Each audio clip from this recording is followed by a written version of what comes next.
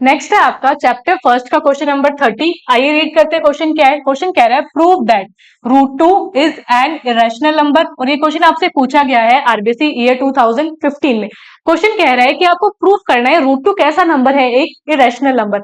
Chapter first में जो भी आपके प्रूफ वाले क्वेश्चन है वो 2-3 वैरायटी है, और सारे क्वेश्चन में जो आपके लिए मेन रहेगा वो ये कि आप इस क्वेश्चन को रिप्रेजेंट कैसे करेंगे, या फिर हम ये कहें कि आप इस क्वेश्चन की लैंग्वेज कैसे यूज करेंगे। यहाँ पर हम इस क्वेश्चन को इजी लैंग्वेज में कंप्लीटली एक्सप्लेन करते हैं। चलिए स्टार्ट करें।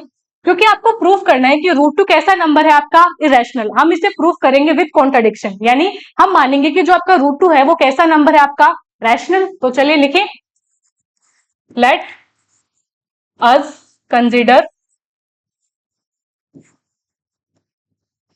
रूट टू इज अ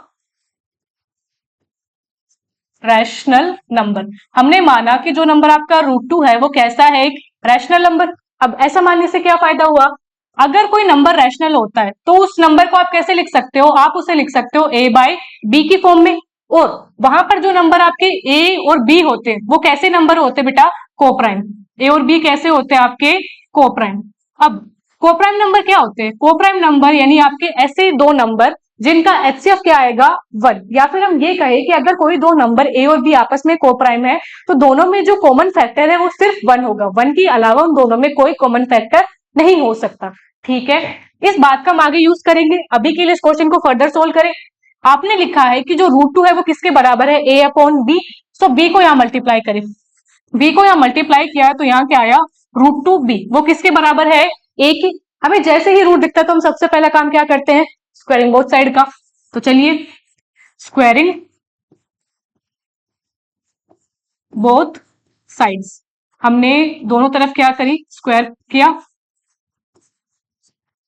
तो यहां आया आपका रूट टू बी, इसका स्क्वायर किसके बराबर हुआ, ए के स्क्वायर के। आगे सोल्व करें इसे। जब आप रूट टू बी का स्क्वायर करेंगे तो रूट टू का स्क्वायर होगा आपका 2, बी का स्क्वायर होगा B square is equals to, यहां था ए का होल स्क्वायर, वो क्या आ गया आपका ए स्क्वायर। अब इस जो आपका स्टेटमेंट है उसे आप ध्यान से देखें तो यहाँ क्या लिखा हुआ है कि जो ए स्क्वायर है आप उसे कैसे लिख सकते हैं, 2 इंटू बी स्क्वायर, यानी जो ए स्क्वायर है 2 का मल्टीपल है, या फिर और क्लियरली कहें तो जो नंबर ए स्क्वायर है वो क्या है, 2 से डिविजिबल है। यहाँ पे आपके काम आती है चैप्टर फर्स्ट की थ्योरम फर्स्ट, वो क्या कहती है, अगर कोई नंबर ए स्क्वायर किसी नंबर से क्या है, डिविजिबल है, तो वो नंबर ए भी क्या होगा, उसी सेम नंबर से डिविजिबल होगा। यानी हम क्या कहना चाहते हैं उसे लिखें, here A square is divisible by 2। क्योंकि आपका जो ए स्क्वायर है वो 2 से डिविजिबल है, सो ए इज ऑल्सो डिविजिबल बाय 2। तो जो नंबर ए है वो भी क्या होगा, 2 से डिविजिबल। अब क्योंकि नंबर ए है वो 2 से डिविजिबल है, यानी आप उस नंबर ए को 2 के किसी मल्टीपल की फॉर्म में लिख सकते हैं।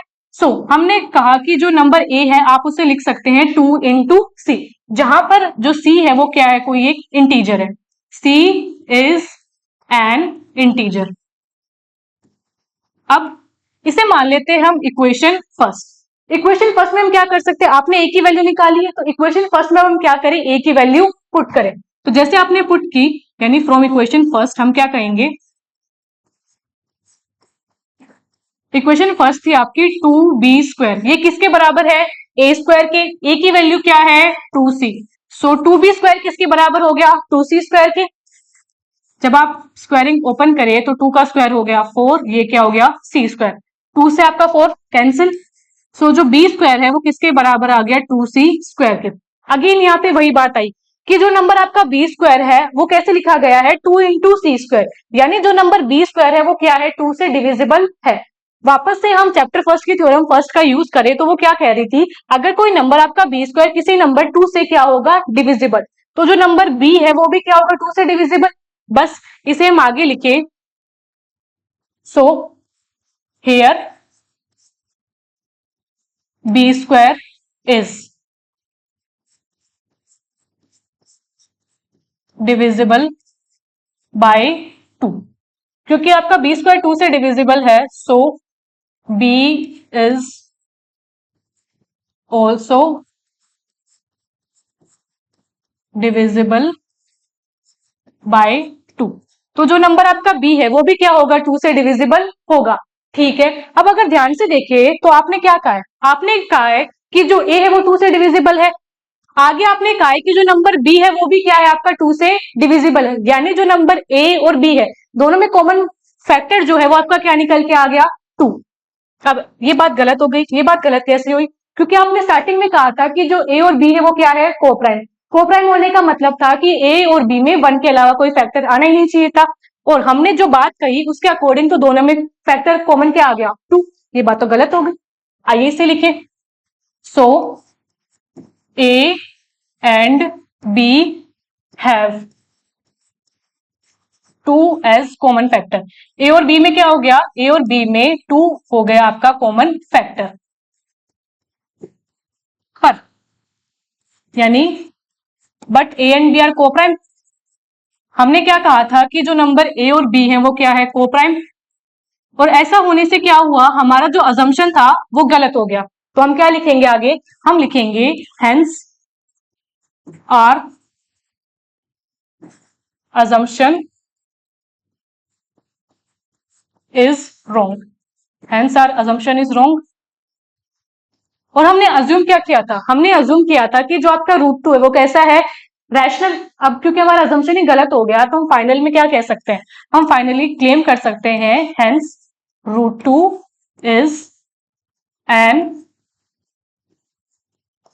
इरेशनल